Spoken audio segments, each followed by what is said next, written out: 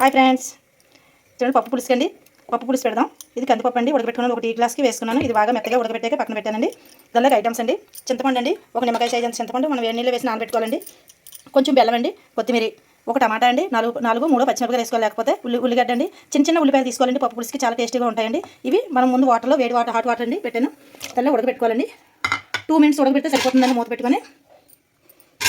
Friends, ఇప్పుడు ఈ పప్పుని మనం మిక్సీ పట్టుకుందామండి ఒకసారి పప్పు పులుసుకి. ఫ్రెండ్స్, పప్పు మనం మిక్సీ తిప్పుకున్నాం. ఈ కందిపప్పుని చూడండి ఉడకబెట్టిన తర్వాత మిక్సీ తిప్పానండి. ఈ చింతపండు రసం తీసుకున్నాను, పక్కన పెట్టుకున్నాను.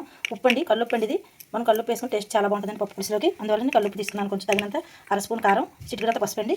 ఉడికిపోయండి ఇప్పుడు ముక్కలు. చూడండి ఫ్రెండ్స్, టమాటా, ఉల్లిపాయ, పచ్చిమిరపకాయ అంతే, ఇంకేం వేయలేదు. ఇప్పుడు ఇందులో పప్పు వేసేద్దామండి. మనం పప్పు పులుసుకి కందిపప్పు వేసుకొని పప్పు వేస్తానండి. పప్పు వేస్తాను. చూడండి ఫ్రెండ్స్, పప్పు వేసుకున్నాను. ఇందులో బాగా మనం మిక్స్ చేసుకొని చింతపండు రసం వేసేద్దామండి.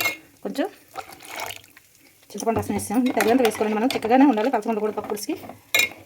ఇప్పుడు అండి మనం కారం వేసుకుందామండి. 1 స్పూన్ కారం వేస్తున్నాను నేను. పసుపు, ఉప్పు, కల్లుప్పు అండి. ఇందులో కొత్తిమీర కూడా వేసుకుందాం అండి.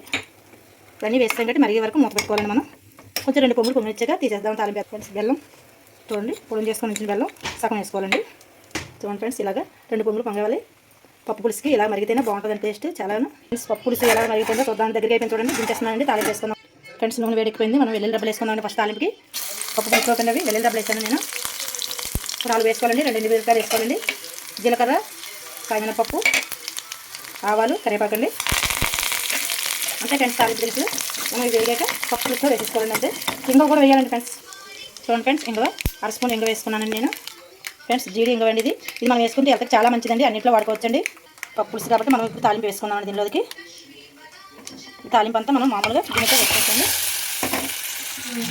ఇలా వేసేసుకుంటే సరిపోతుందండి. పప్పు పులుసులోకి చాలా టేస్టీగా ఉంటుంది. చక్కగా పెట్టుకోవాలండి ఇలా పప్పు పులుసు మనం. ఫ్రెండ్స్, చూడండి, ఈ విధంగా పెట్టుకోవాలని పప్పు పులుసు ఇంత చక్కగానే, మరీ పలచగా చేయకూడదు, మరీ చిక్కగా చేయకూడదు, మధ్యలోనే పెట్టుకోవాలండి మనం. చాలా టేస్టీగా ఉంటుంది. ఇలా రెడీ చేసుకోండి ఫ్రెండ్స్.